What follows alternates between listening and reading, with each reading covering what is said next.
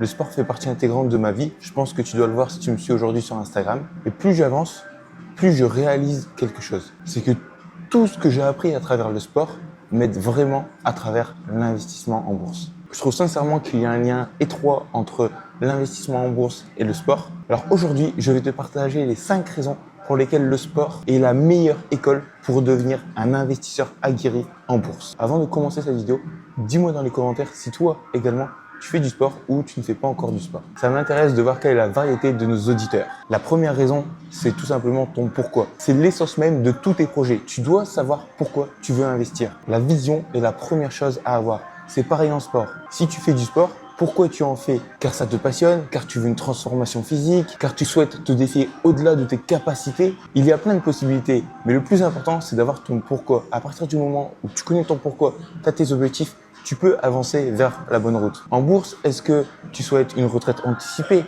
Est-ce que tu souhaites investir pour tes enfants? Est-ce que tu souhaites donc sécuriser ta famille? Est-ce que tu souhaites voyager, la liberté géographique? Et je pense que ça, c'est important, on n'en parle pas assez, parce qu'aujourd'hui, on vit dans une économie où les jeunes veulent de plus en plus voyager. Et aujourd'hui, l'investissement en bourse, tu n'as pas cette contrainte de devoir être présent pour gérer tes investissements. Demain, tu décides de voyager à travers le monde entier, tu as besoin de ton téléphone, une connexion Internet et tu peux suivre tous tes investissements. Donc c'est ça le super pouvoir également de la bourse par rapport à la liberté géographique. Donc si d'ailleurs toi ça t'intéresse que je fasse une vidéo sur la puissance de l'investissement en bourse pour voyager, n'hésite pas à me le dire dans les commentaires. Bref, il y a énormément de possibilités. Le plus important, c'est que tu aies cette vision et que tu saches pourquoi tu veux investir.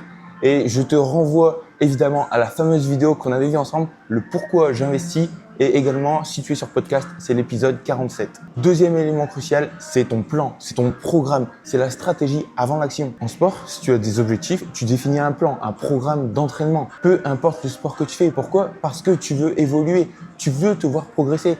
Et ceux qui ne mettent pas de plan en place, par exemple, je vois trop de personnes, donc là je suis dans une salle de sport, il y a trop de personnes qui voient la salle de sport, qui arrivent et se disent tiens, je vais faire quelle machine? Tiens, je vais faire quelle machine?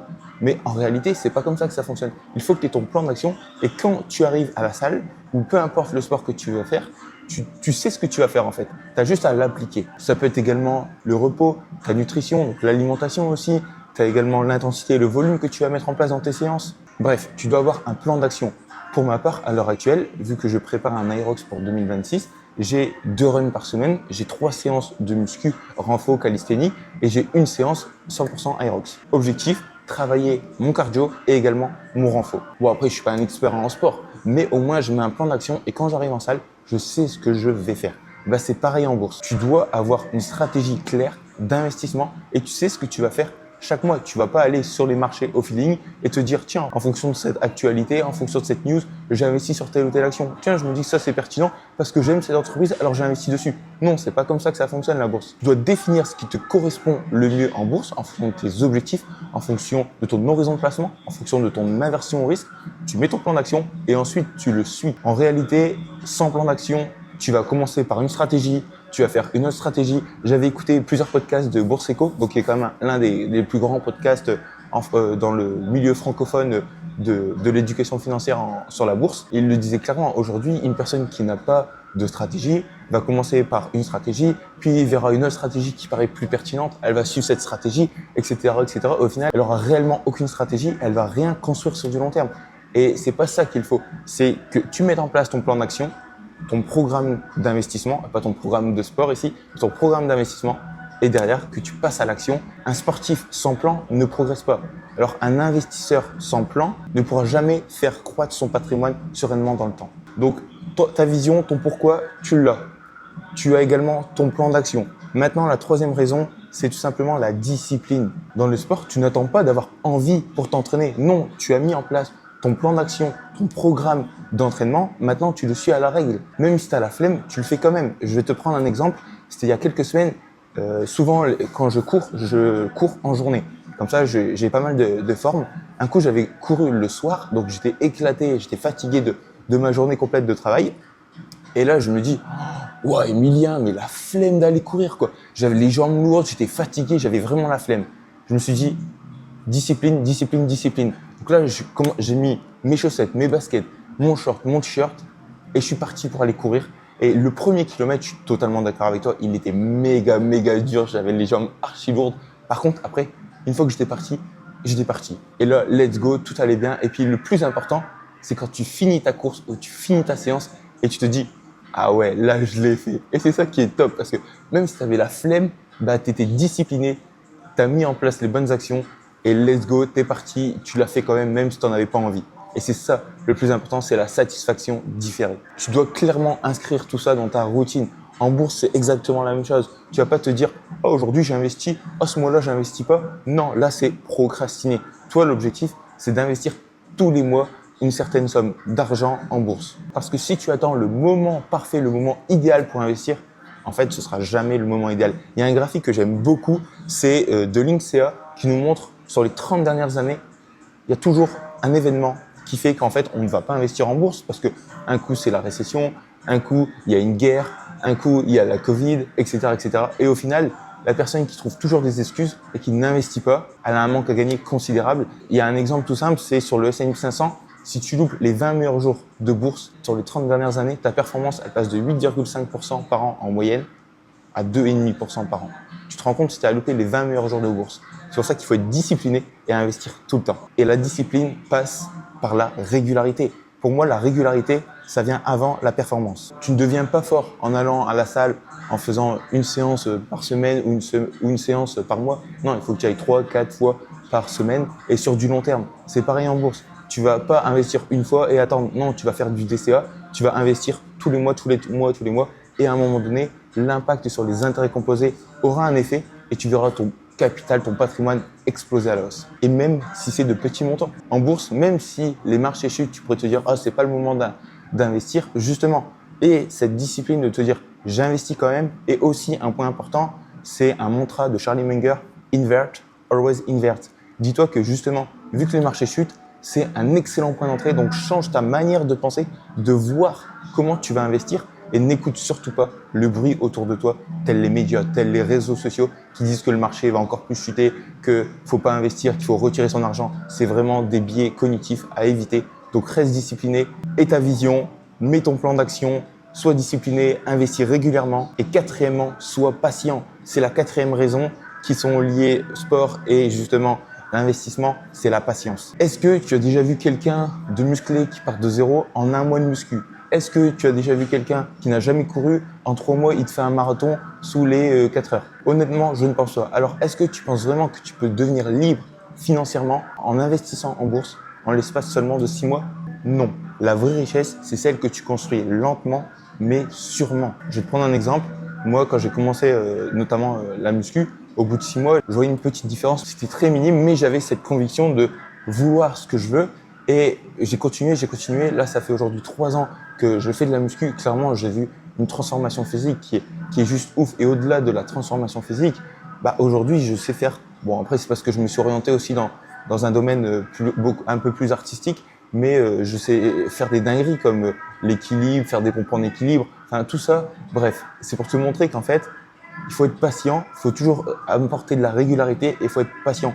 Et pas te dire, oh, je veux des résultats aussi vite. En bourse, c'est un peu pareil, tu vois. Si tu es là pour te dire, vas-y, j'ai investi en bourse sur 2-5 ans, bah, honnêtement, prends ton sac et rentre chez toi. Parce que la bourse, c'est sur une vision long terme. Donc, il faut être là pour investir au moins sur du 10, 15, 20, voire même si tu peux, si tu as la possibilité d'investir sur du 30, voire du 40 ans. Et en fait, par rapport à ça, donc c'est pas un coup de gueule ou quoi, mais ce qui est triste de voir un peu les gens qui, aujourd'hui, on est vraiment dans une société d'information, de gratification instantanée, et ça se voit sur les réseaux sociaux, beaucoup de personnes scrollent inutilement pour se détruire, entre guillemets, le cerveau. Enfin, je veux dire, les réseaux sociaux ont tout compris là-dessus, mais à cause de ça, en fait, les gens, ils abandonnent ultra rapidement. Exemple tout simple, combien il y a de personnes qui s'inscrivent, que ce soit au mois de septembre, que ce soit en janvier, à la salle de sport. Et combien de personnes restent plus de 1 mois? Ou combien de personnes ont un abonnement et vont une fois par mois? Enfin, je trouve ça dommage. Mais ils ont pas, je pense que, pourquoi ils vont pas plus loin? Pourquoi ils ne continuent pas? On revient à la première raison, c'est parce qu'ils n'ont pas leur pourquoi. Ils n'ont pas leur vision de se dire, ok, moi je m'inscris à la salle parce que j'ai ça comme objectif, je veux me transformer, je veux atteindre ceci, cela. En fait, c'est exactement la même chose en bourse. C'est que si tu n'as pas ton pourquoi, tu vas arrêter, tu vas abandonner et donc tu ne seras pas assez patient. Alors que si tu as réellement ton pourquoi qui est défini et tu sais réellement, encore une fois, pourquoi tu veux investir, bah, peu importe la situation du marché, tu auras une vision long terme. Et le fait d'avoir une vision long terme, tu seras patient et tu pourras bénéficier du fameux levier des intérêts composés sur le long terme. Et la dernière clé, la cinquième raison qui est pour moi ultra important, c'est littéralement le mental. Et quelqu'un qui fait du sport, il développe un mental de fou parce que le sport, ça te forge mentalement. Tu deviens plus résistant à la douleur, au doute, à la flemme. Et puis même, moi je le vois, j'ai une transformation en termes de mindset parce que le sport m'a clairement renforcé. Et c'est ce qu'il faut aussi en bourse. C'est-à-dire que pendant que tout le monde, par exemple en récession, verra une crise et que tout le monde va se dire il faut vendre en négatif et tout, c'est le moment de vendre. À toi, grâce à ce mental que tu auras développé, tu vas te dire que justement non, c'est pas le moment de vendre. C'est peut-être le moment d'acheter plus. Tu vas également probablement développer le côté stoïcisme qui est le fait que toutes les choses dont tu n'as pas le levier, bah ok, elles font ce qu'elles font. Par contre, toi, toutes les choses dont tu as le levier, tu le gères au mieux. Tiens d'ailleurs, dis-moi si toi, ça t'intéresse qu'on parle un petit peu de stoïcisme dans une vidéo axée sur la bourse. Ça peut être un sujet très très intéressant. Dis-moi ça dans les commentaires. Donc quand tu as un mental qui est entraîné, tu es capable de voir une crise comme littéralement une opportunité. Et toutes les opportunités vont te permettre, évidemment, je pense que tu l'auras compris, de pouvoir optimiser tes points d'entrée et d'aller chercher plus de performance dans le temps en bourse. J'ai une anecdote par rapport à ça, c'est en avril 2025, suite à l'annonce de droits de douane de Donald Trump, où là, clairement, j'avais inversé ma manière de penser et grâce à mon mental, grâce à ma mentalité également, j'ai pu me dire non, c'est pas possible. Et du coup, ce que j'ai fait, c'est que j'ai maintenu toutes mes positions et principalement aussi, j'ai réinvesti une petite partie de mon portefeuille sur Ethereum quand il était à 1500 $. Donc, ça m'a permis de me dire, ok, tu as la capacité de voir les crises comme une opportunité. Et ça, c'est grâce au mental que tu te développes. Et ce mental va te permettre de développer surtout une stabilité intérieure. Et ça, pour moi, c'est la clé pour tout investisseur. Voilà les 5 raisons qui font que pour moi, le sport et l'investissement sont totalement corrélés. Premièrement, tu dois avoir ta vision, tu dois avoir ton pourquoi. Deuxièmement, tu dois mettre en place ton plan d'investissement, ta stratégie d'investissement long terme. Troisièmement, tu dois être discipliné et suivre ton plan continuellement. Quatrièmement, tu dois être évidemment patient sur la long terme et avoir cette vision de gratification différée.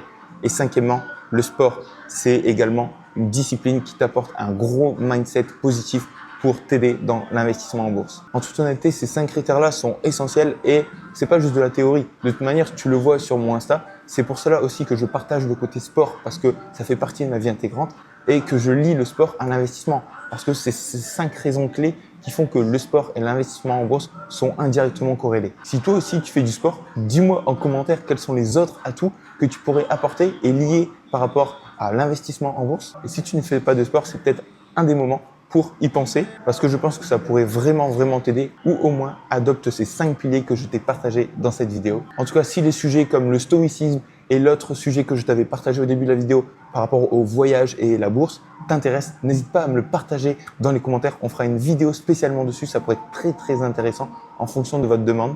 Ça m'a fait un plaisir fou de faire cette vidéo dans cette salle parce que c'est là où vraiment je me sens bien au quotidien.